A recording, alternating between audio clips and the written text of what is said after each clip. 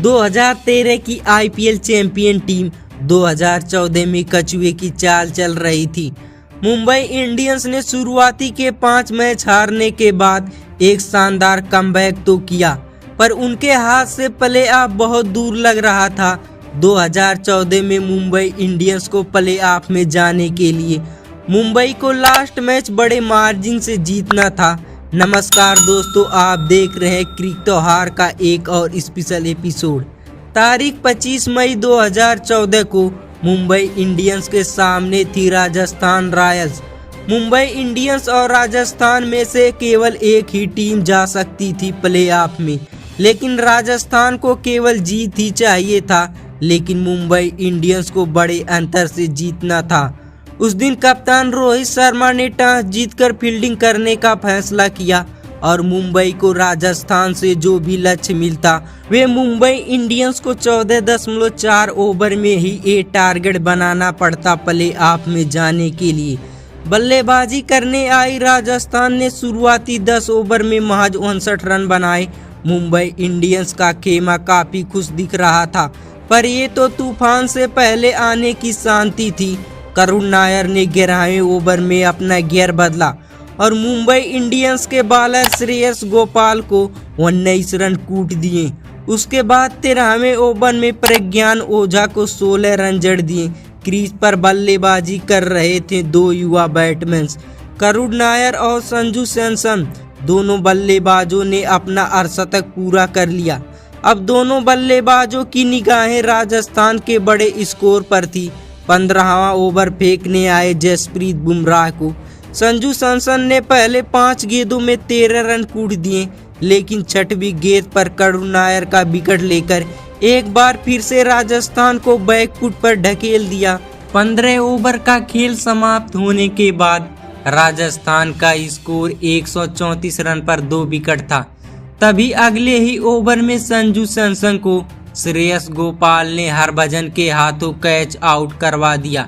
अब क्रीज पर मौजूद थे फकनर और हग ने अंत के बचे 3 ओवर में 46 रन बना दिए। 20 ओवर का खेल समाप्त हो चुका था और राजस्थान का स्कोर 189 तक जा पहुंचा था। मुंबई को अपना नेट रन रेट राजस्थान से बेहतर करने के लिए इस स्कोर को चेज करने के लिए 87 गेंद मिलती है। अगर मुंबई ने 87 गेंद में 189 रन बना दिए तो प्ले ऑफ के लिए क्वालिफायर कर जाएगी। ऐसे हालत में मुंबई के बल्लेबाजों के सामने नेट रन रेट ओवर्स की कमी एक बड़ी चुनौती होने वाली थी। डिफेंडिंग चैंपियन मुंबई के सामने अब करो या मरो की सिचुएशन थी। ऐसे हालत में मुंबई की तरफ से ओपनिंग करने आते हैं वेस्टइंडीज पावर सिमंस और माइक हसी। दोनों बल्लेबाजों ने पहले 6 गेंदों पर 12 रन बना डाले, लेकिन अगले ओवर में धवल कुलकर्णी ने सिमंस को आउट कर मुंबई को एक बहुत बड़ा झटका दिया, लेकिन माइक हसी और एडरसन ने अपना पलटवार जारी रखा। दोनों बल्लेबाजों ने मिलकर के शुरुआती 6 ओवर में 53 रन जोड़ डाले, परंतु इस रन रेट को बरकरार रखने के प्रयास में केवन कपूर के 5वें ओवर में राजस्थान को 2 बड़ी कामयाबी मिलती है। माइक हसी और किरण पोलार्ड दोनों ने अपना बैक टू बैक विकेट गंवा दिया। ऐसे हालत में मुंबई थोड़े संकट में थी। पावर प्ले का खेल खत्म हो चुका था। 3 विकेट खोकर मुंबई ने महज 6 ओवर में 71 रन बना डाले। अब अगली 51 गेंदों में मुंबई को 119 रन बनाने थे। मुंबई की ओर से कोरी एडरसन बैक टू बैक बड़े शॉट खेल रहे थे, परंतु दूसरी छोर से कोरी का साथ कोई दूसरा बल्लेबाज नहीं दे पा रहा था। पारी के 10 ओवर समाप्त हो चुके थे। मुंबई ने अपने कप्तान को खो दिया था। मुंबई अब 120 रन बना चुकी थी। अब अगले 27 गेंदों में 70 रन बनाने की जरूरत थी। कोरी एडरसन ने 11वें ओवर में फकनर को 19 रन और वाटसन को 12वें ओवर में 18 रन ठोककर मुंबई का स्कोर 150 के पार पहुंचा दिया। मुंबई को अभी भी क्वालिफाई करने के लिए 15 गेंदों में 33 रनों की जरूरत थी, जिसमें से 13 रन 13वें ओवर में आ जाते हैं। अब 9 गेंदों पर 20 रनों की जरूरत थी। 14वां ओवर फेंक रहे प्रवीण ताबे ने 11 रन लुटा दिए। अब अगले 3 गेंदों में 9 रनों की जरूरत थी।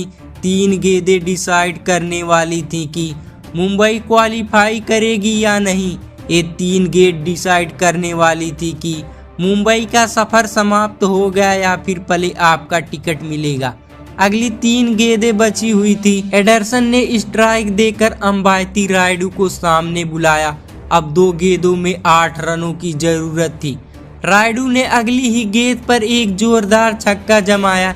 इस छक्के के साथ अगली एक गेंद पर 2 रनों की जरूरत थी, लेकिन अगली ही बॉल पर कहानी में होता है पलटवार। अंबाती रायडू हो जाते हैं रन आउट। सभी को लगता है कि अब मुंबई की कहानी खत्म। राजस्थान वाले पार्टी मनाने के प्लान में थे, लेकिन तभी थर्ड अंपायर की ओर से एक कॉल आता है कि अगली बॉल पर अगर मुंबई ने छक्का या चौका लगाया तब भी वह क्वालिफायर कर जाएगी। ऐसे हालत में राजस्थान के सामने अगली गेंद पर बाउंड्री बचाना था और ठीक ऐसी ही हालत में मुंबई को अगली एक गेंद में बाउंड्री लगाना था।